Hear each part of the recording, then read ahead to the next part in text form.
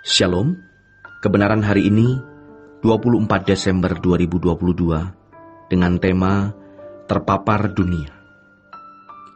Bapak Ibu Saudara yang dikasihi oleh Tuhan, hidup di dunia ini singkat.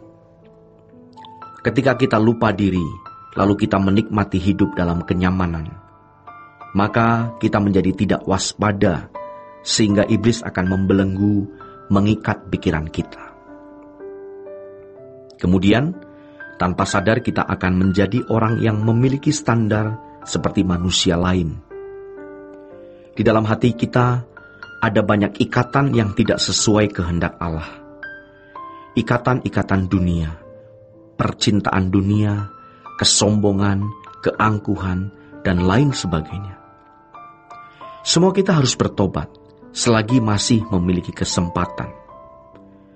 Kalau nanti kita menutup mata, maka sudah tidak ada kesempatan lagi. Aspek lain yang kita harus tahu, yaitu dunia bertambah jahat. Di luar negeri, dalam negeri, dimanapun, dunia tidak bertambah semakin baik. Sebaliknya, semakin mengerikan dan berbahaya. Kalau seseorang tidak segera mengubah diri, tidak segera memberi diri untuk diubah, maka ia bisa menjadi manusia yang tidak akan berubah sampai selamanya. Karena dunia makin jahat, maka tarikannya makin kuat, dan suasananya pun makin pekat. Orang bisa terbelenggu, terikat dengan gaya, cara hidup, pola berpikir, filosofi dunia. Semakin lama ikatannya, maka semakin lama orang terpapar oleh cara berpikir, filosofi, prinsip hidup manusia di sekitarnya, maka semakin sulit diubah. Makin tua, pasti makin sulit diubah, sampai tidak bisa diubah. Saudara terkasih, suasana dunia kita hari ini adalah suasana yang mencenderungkan orang menjadi rusak. Sejak anak-anak, kita sudah terpapar dengan pengaruh dunia yang jahat. Kalau orang tua di rumah tidak bisa menjadi teladan, bahkan memberi pandangan, contoh, potret hidup yang buruk, maka akan semakin merusak anak-anak. Merusak hari esok atau masa depannya. Mari kita mempersiapkan diri untuk masuk langit baru, bumi baru.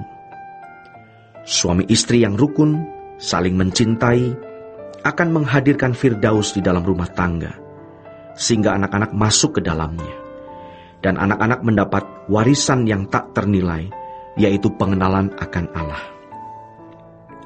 Warisan ini adalah warisan yang lebih mahal, lebih berharga dari harta, pendidikan, apapun yang orang tua bisa wariskan. Warisan kekal, warisan abadi, yang menyelamatkan anak-anak kita atau generasi berikut adalah pengenalan akan Allah dan takut akan Allah. Anak-anak melihat model dari kehidupan anak Allah yang tidak egois, tidak menang sendiri, suka mengalah, mengasihi musuh. Model ini yang harus ditularkan ke anak-anak, agar mereka bisa menjadi manusia yang permanen dalam takut akan Allah, sehingga dunia tidak bisa memengaruhinya lagi. Generasi ini adalah generasi yang mengerikan. Lihatlah keadaan dunia yang begitu jahat, begitu pula dengan pengaruhnya yang juga begitu jahat. Baik lewat gadget, pergaulan, semuanya berusaha untuk merusak. Saudara yang terkasih, kita harus menjaga hidup kita sendiri, menjagai anak-anak kita. Lalu kita bisa menjadi berkat bagi orang lain untuk menunjukkan model dari manusia yang Allah kehendaki itu apa dan bagaimana. Sementara dunia makin jahat, kita makin suci. Kita harus punya pilihan dan menentukan positioning, posisi. Orang yang mengalir saja adalah orang yang terbawa ke dalam kegelapan abadi. Orang yang menganggap sepele kuasa kegelapan pasti ada dalam bahaya. Banyak orang menganggap sepele karena menganggap setan tidak kelihatan. Tuhan juga tidak kelihatan. Ingat, setan bermanuver dengan giatnya untuk bisa menyeret sebanyak mungkin orang masuk dalam dunia kegelapan.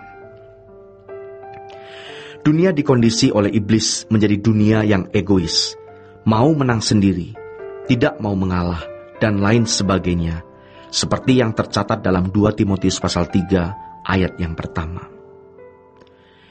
Kalau kita lihat cucu-cucu kita hari ini, akan jadi apa mereka di hari esok dengan kondisi dunia yang jahat seperti hari ini?